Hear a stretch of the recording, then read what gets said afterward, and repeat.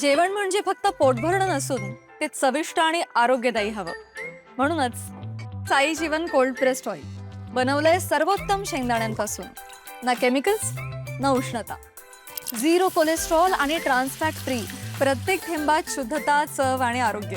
म्हणजेच तुमच्या हृदयासाठी आणि कुटुंबाच्या आरोग्यासाठी उत्तम. आजच साई जीवन निवडा, कारण आरोग्याला शॉर्टकट नसतो.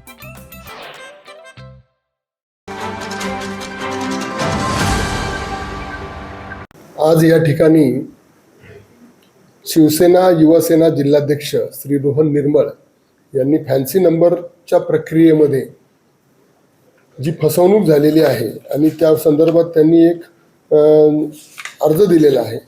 त्यामध्ये प्रादेशिक परिवहन कार्यालयाने जारी केलेली जी फॅन्सी नंबरची रिसीट आहे, त्या रिसीटमध्ये कोणीतरी छेडछाड करून त्यामध्ये अधिकची रक्कम टाकून त्यांच्याकडून ती वसूल केलेली आहे.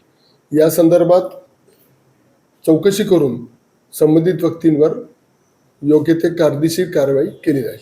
नाही, याआधी अशा प्रकारे तक्रार या कार्यालयाकडे प्राप्त झालेली नव्हती.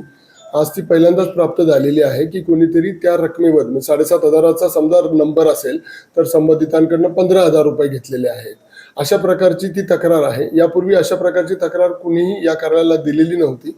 त्यामुळे आता ती तक्रार प्राप्त झालेली आहे. त्या अनुषंगाने चौकशी करून योग्य ती कायदेशीर कारवाई केली जाईल. नाही, यामध्ये आता जे फॅन्सी नंबरचं जे पोर्टल आहे किंवा या संदर्भात ज्यावेळेस एखादी नवीन सिरीज ओपन करायची असते त्यावेळेस त्या ठिकाणी त्याकरता अर्ज मागवले जातात. अर्ज मागवल्यानंतर जे अर्जदार आहेत त्याची एक यादी आमच्या पोर्टलवर खाली पब्लिश केली जाते आणि त्यामध्ये जर एकापेक्षा अधिक अर्ज जर आले असतील तर त्यामध्ये लिलाव घेतला जातो आणि तो ऑप्शन केलेला लिलावाची प्रक्रिया सुद्धा पारदर्शक आहे की त्यामध्ये बंद लिफाफ्यामध्ये अधिकच्या रकमेचे डीडी घेतले जातात आणि ते डीडी सर्वांसमोर फोडले जातात. त्यामुळे ज्याला अधिकच्या रकमेचा डीडी असेल त्याला ते दिलं जातं. आता ही जी पद्धत आहे ही पद्धती पहिल्यांदाच या कार्यालयाच्या निदर्शनास आणून देण्यात आलेली आहे. त्या अनुषंगाने योग्य ती पावलं उचलली. नाही, आता या संदर्भात त्या प्रक्रियेमध्ये जे आहे ते सहाय्यक प्रादेशिक परिवहन अधिकारी या दर्जाच्या अधिकाऱ्यावर ती जबाबदारी सोपवली जाईल आणि त्यामुळे त्यामध्ये पारदर्शक नक्कीच येईल. नाही, यामध्ये पूर्वी ही सगळी प्रक्रिया ही ऑफलाईन होती. त्यामध्ये आता त्यांनी लिलाव झाल्यानंतर हे जे डीडीज आहेत किंवा नंबर्स आहेत हे नंबर आता ऑनलाईन पोर्टलवर या ठिकाणी आपल्याला उपलब्ध आहेत आणि आपण ऑनलाईन पैसे भरून तो घेऊ शकतो.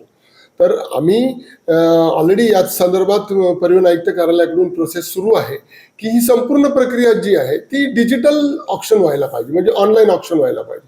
तर त्या ऑनलाईन ऑप्शनची प्रक्रियाची देखील आम्ही पाठपुरावा करू आणि त्यामध्ये परिवहन आयुक्त कार्यालयाच्या स्तरावरनं त्याविषयी प्रक्रिया सुरूच आहे. ती लवकरच ती सुरू होईल अशी अपेक्षा आहे. ताज्या घडामोडी पाहण्यासाठी माझा महाराष्ट्र न्यूजला आजच सबस्क्राईब करा.